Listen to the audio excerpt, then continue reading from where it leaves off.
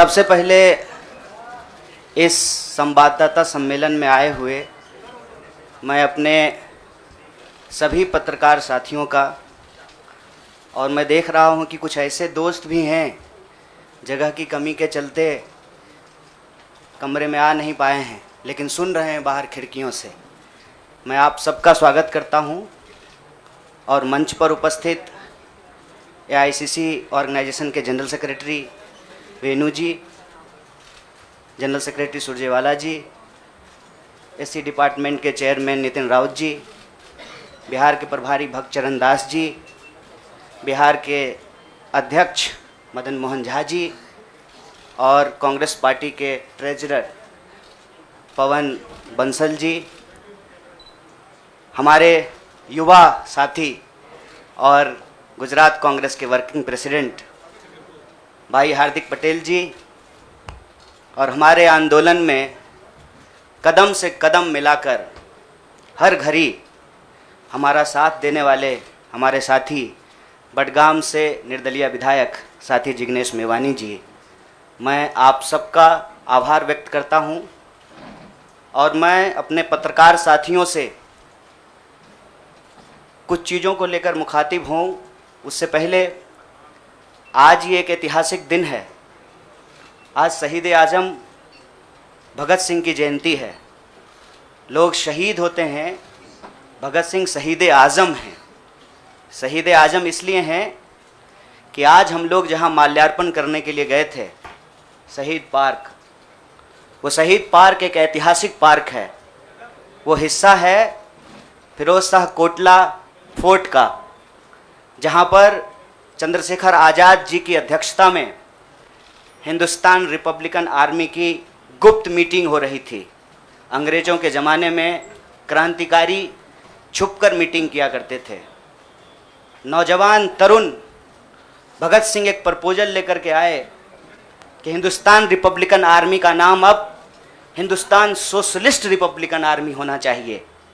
यह ऐतिहासिक क्षण, वो ऐतिहासिक भूमि और हमारे युवाओं के आइकन शहीद आज़म भगत सिंह को हम अपना नमन प्रस्तुत करते हैं। आज एक दुखद घटना भी हमारे ज़िले में हुई है।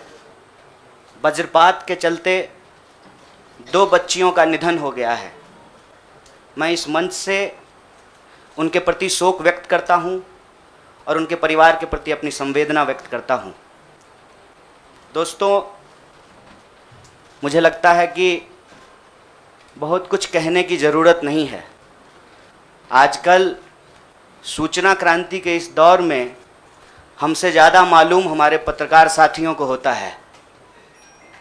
तो बेहतर ये होगा कि आप सवाल पूछें, मैं आपका जवाब दूं। लेकिन आप सवाल कहाँ से पूछेंगे और आपके मन में कौन से सवाल चल रहे हैं, इसका थोड़ा सा अंदेशा है, मुझे थोड़ा अंदाज़ा भी है। सबसे पहले मैं आपको बधाई देना चाहता हूं कि आपने पत्रकारिता की उस मिसाल को जिंदा रखा है कि कम से कम विपक्ष से तो सवाल करते हैं ना, ताकि इस देश को याद रहे कि पत्रकारों का काम है सवाल पूछना। तो मैं आपके हर सवाल का जवाब दूंगा। जितना सवाल आप पूछना चाहते हैं पूछिएगा, बारी बारी से पूछिएगा, सारे सवालों का जवाब दूंगा।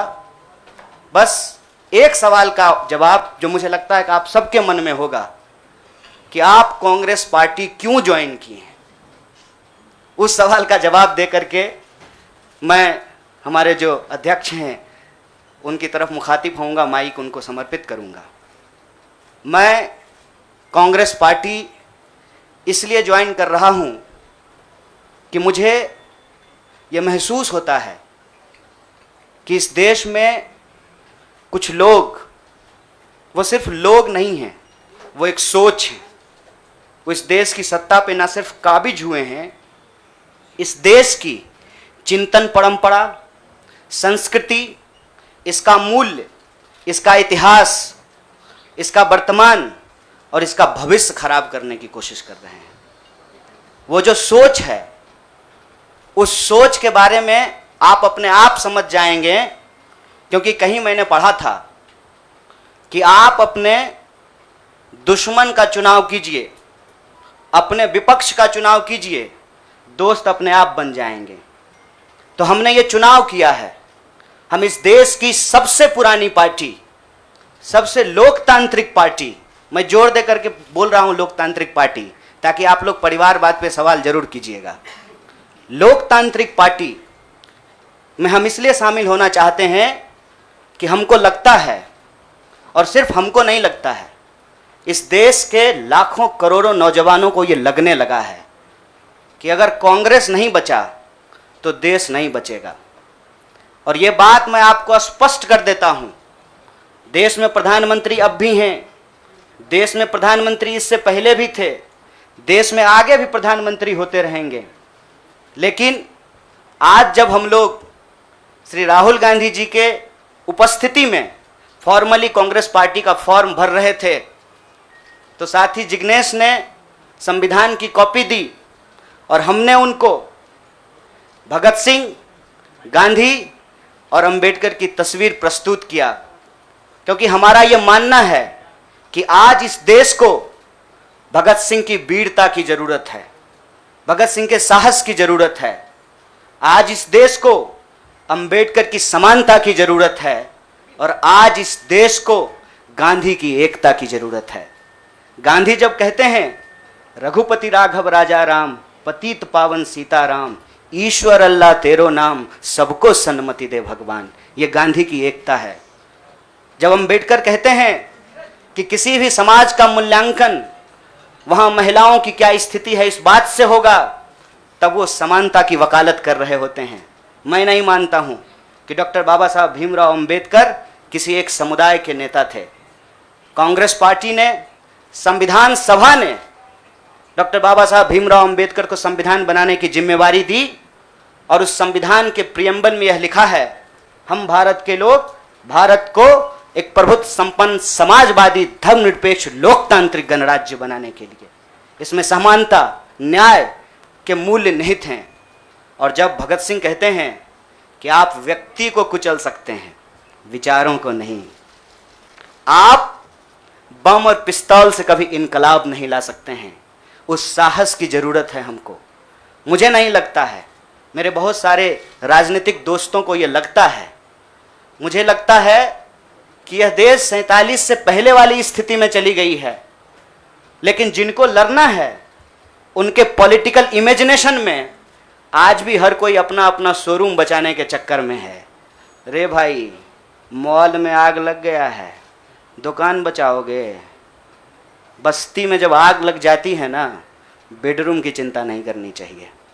आज हम इस मुहाने पे खड़े हैं कि इस देश के भीतर भारतीय होने की जो पहचान है, जिसमें बुद्ध निहित हैं, जिसमें कबीर निहित हैं, जिसमें नानक निहित हैं, जिसमें हर बार हर दौर में सत्ता से सवाल पूछने का साहस होता है, उस भारतीय चिंतन परंपरा को बचाने की जरूरत है। इसीलिए हम कांग्रेस पार्टी में शामिल हुए हैं कि कांग्रेस पार्टी वो पार्टी है जो गांधी की विरासत को लेकर के आगे चलेगा। कांग्रेस पार्टी वो पार्टी है जो सरोजनी नायडू के विचारों को लेकर के चलेगा। कांग्रेस पार्टी वो पार्टी है जो अंबेडकर, नेहरू, अशफाक उल्लाह खान, शहीद आजम भगत सिंह और मौलाना अबुल कलाम आज़ाद के रास्तों पे चलेगा। हम जब भी समानता और बराबरी की बात करते हैं, यह कुछ व्यक्तियों तक सीमित नहीं है, यह भारतीय होने का इतिहास है। और इस भारतीय होने के इतिहास को अपने आप में यदि कोई समेटे हुए है तो देश की सबसे पुरानी पार्टी है। और जो लोग कह रहे हैं विपक्ष कमज़ोर हो गया है, यह सिर्फ विपक्ष के लिए चिंता की बात नहीं है। यह मैं नहीं कह रहा हूँ, कोई शास्त्र, कोई किताब उठा करके देख लीजिए। जब विपक्ष कमज़ोर हो जाता है, सत्ता तानाशाही रुख अख्तियार कर लेती है। इसीलिए देश की सबसे बड़ी विपक्षी पार्टी, मैं कोई गुनागणित नहीं कर रहा हूँ, लेकिन मुझे यह बात सीधे तौर पे समझ में आ रही है कि देश के लोकसभा में 545 सीट हैं, 200 लगभग सीट ऐसे हैं जहां भाजपा के सामने कांग्रेस के अलावे कोई विकल्प नहीं है। मैं ये नहीं कह रहा हूं कि मेरी जिम्मेवारी सिर्फ एक पार्टी के लिए है, लेकिन जो पार्टी सबसे बड़ी पार्टी है, सबसे बड़ी विपक्षी पार्टी है, उस पार्टी को अगर नहीं बचाया गया, अगर बड़े जहाज को नहीं बचाया गया, छोटी छोटी कश्तियां भी नहीं बचेगी। इसीलिए, और मैं जब यहाँ बैठा हुआ हूँ, मेरे इतिहास को, मेरे वर्तमान को लोग देख रहे हैं। बहुत सारे सवाल हैं, वो आएंगे, उनका जवाब मैं दूंगा। लेकिन यह जो ऐतिहासिक जिम्मेवारी है, उस जिम्मेवारी से मैं अपना मुंह नहीं मोड़ सकता हूँ। मैं जहाँ पैदा हुआ, जिस पार्टी में पला बढ़ा, उसके प्रति मैं आभार व्यक्त करता हूँ। उसने मुझे सिखाया, पढ़ाया, लड़ने का जज्बा दिया है। लेकिन उस पार्टी के साथ साथ मैं उन लाखों करोड़ों लोगों को भी धन्यवाद देना चाहता हूँ जो किसी पार्टी से जुड़े हुए नहीं थे।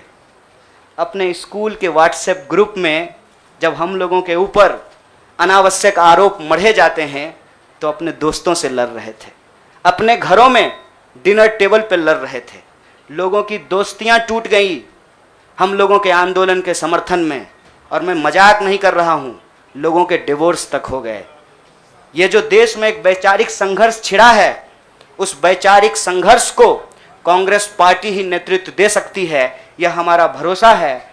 और मैं ये उम्मीद करता हूं कि हमारे देश के जो लाखों करोड़ों नौजवान आपके माध्यम से सुन रहे हैं, उनसे भी मैं आग्रह कहता हूं, दीवार पर बैठकर टुकुर टुकुर मुंह ताकने का वक्त नहीं है। ये अर्जेंसी का टाइम है, और इस अर्जेंसी के टाइम पे दीवार पे बैठ करके दायां जाएं कि बायां जाएं, ये मत सोचिए। जब आप जंग में होते हैं तो आपके पास जो अवेलेबल चीज़ें होती हैं, आप उससे मुकाबला करने की कोशिश करते हैं। कांग्रेस पार्टी एक बड़ी जहाज है।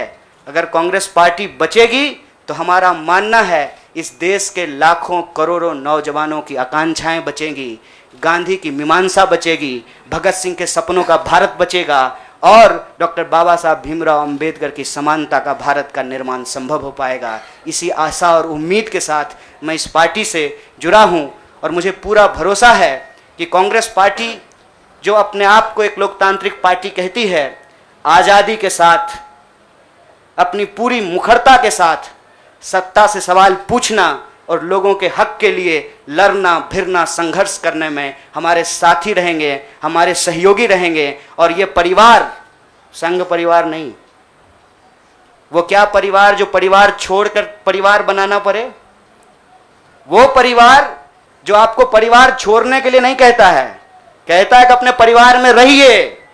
अरे महात्मा गांधी कस्तूरबा गांधी को लेकर के अंग्रेजों से लड़ गए, बताइए इनको अपना घर छोड़ना पड़ा।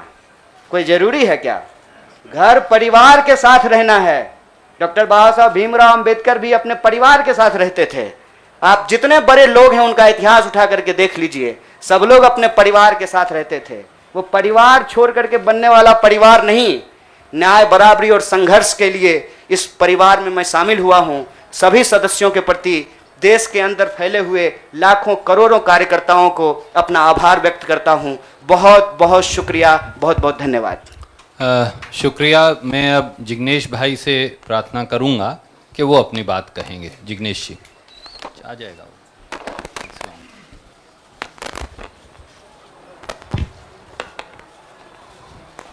धन्यवाद। सबसे पहले तो केसी वेणुगोपाल साहब, सुरजेवाला जी, नितिन राउत साहब, पवल बंसल जी, भक्तचरण दास जी, साथ ही हार्दिक कन्हैया और दूसरे पार्टी के मंच पर विराजमान सभी सीनियर लीडर्स, आप तमाम पत्रकार साथी और वो तमाम साथी जो हमको आज मिलने के लिए हमारे समर्थन में आए हैं, गुजरात के विभिन्न कोनों से और पूरे देश भर में से, उन सभी का मैं स्वागत करता हूं। साथियों, जो कहानी गुजरात से शुरू हुई, उस कहानी ने पिछले 6-7 साल में इस मुल्क में क्या उत्पात मचाया है, वो अब आपके हमारे सबके सामने है। एज अ नेशन, एक राष्ट्र के तौर पर हम एक अनप्रेसिडेंटेड, अभूतपूर्व क्राइसिस से गुजर रहे हैं। ऐसा संकट इस मुल्क ने पहले कभी नहीं देखा। हमारे संविधान पर हमला है, दिल्ली की सड़कों पर संविधान की कॉपी को जलाया जाता है, हमारे आइडिया ऑफ इंडिया पर हमला है, हमारे देश के लोकतंत्र के ऊपर हमला है। आज भाई भाई एक दूसरे का दुश्मन बन जाए, उतना जहर, नफरत एक सोची समझी साजिश के तहत दिल्ली और नागपुर साथ में मिलकर फैला रहे हैं। इस परिस्थिति में एक पॉलिटिशियन के तौर पे नहीं, बतौर एक भारतीय नागरिक मैं अपने आप को ये जब सवाल पूछता हूं कि मेरा फंडामेंटल फॉरमोस्ट रिस्पॉन्सिबिलिटी ड्यूटी क्या होना चाहिए, तो अंदर से जवाब यही आता है, कुछ भी करके इस मुल्क के संविधान, लोकतंत्र और आइडिया ऑफ इंडिया को बचाना चाहिए। और यदि उसको बचाना है तो मुझे उनके साथ खड़े रहना है जिसने स्वतंत्रता के आंदोलन में न केवल कंट्रीब्यूट किया है, उसको लीड किया है, अंग्रेजों को यहां से खदेड़ कर दिखाया है। और इसीलिए आज मैं इंडियन नेशनल कांग्रेस की इस मंच पर आपके साथ खड़ा हूं। एक टेक्निकल कारण के चलते मैं फॉर्मली पार्टी इसलिए ज्वाइन नहीं कर सकता क्योंकि मैं एक निर्दलीय विधायक हूं। If I join a party I may not continue as an MLA. मेरी पार्टी के सीनियर लीडर से बात हुई, मेरे मतक्षेत्र के साथियों से बात हुई, अपने आप से बात हुई, राहुल जी से बात हुई, तो मुझे लगा कि मैं इस विचार के साथ हूं ना, यह सबसे प्रमुख बात है। मैं इस मुहिम, मिशन और इस संघर्ष के साथ हूं, यह सबसे महत्वपूर्ण बात है। बाकी की फॉर्मेलिटी तो आने वाले महीनों में भी हो जाएगी। और राहुल जी ने भी कहा कि वो जो पर्चा भर के सदस्य लेने की बात है वो तो कल भी कर लेना, अभी अपने मत क्षेत्र के लोगों के साथ खड़े रहो। तो मैं फॉर्मली नहीं लेकिन इस विचार के साथ आज जुड़ चुका हूं और 22 का चुनाव में कांग्रेस के सिंबल से ही लड़ूंगा, उसके सारे कैंपेन्स का हिस्सा रहूंगा। और गुजरात के संदर्भ में आज साथी हार्दिक हमारे बीच में मौजूद है, तब कहना चाहता हूं कि आज राष्ट्रीय स्तर पे जो हो रहा है वो सब कुछ हम लोग गुजरात में देख चुके हैं, झेल चुके हैं। आप सभी पत्रकार साथियों के बीच में बड़ी चिंता के साथ ये कहना चाहता हूं, हमारी पार्टी ने इस मुद्दे को उठाया है कि 3000 किलो का ड्रग्स 15-20 लाख बेरोजगार युवा को नशे की चुंगाल में फंसाने के लिए अदानी के एयरपोर्ट पर उतर रहा है। आज जब महंगाई और बेरोजगारी उसके चरम सीमा पर है, तब गुजरात और देश के बेरोजगार युवाओं को रोजगार देने के बजाय ये फांसीवादी ताकतें चाहती है कि रोजगार तो ना मिले, उनको नशे के हवाले में झोंक दिया जाए। तो इन सारी परिस्थितियों में यदि बाबा साहब अंबेडकर के संविधान को बचाना है, हमारे आइडिया ऑफ इंडिया को बचाना है, भगत सिंह को जब मुकदमे की कार्यवाही के दौरान पूछा गया कि क्रांति क्या है, तब शहीद आजम ने कहा था कि क्रांति से हमारा मतलब है किसानों और मजदूरों के हाथ में सत्ता।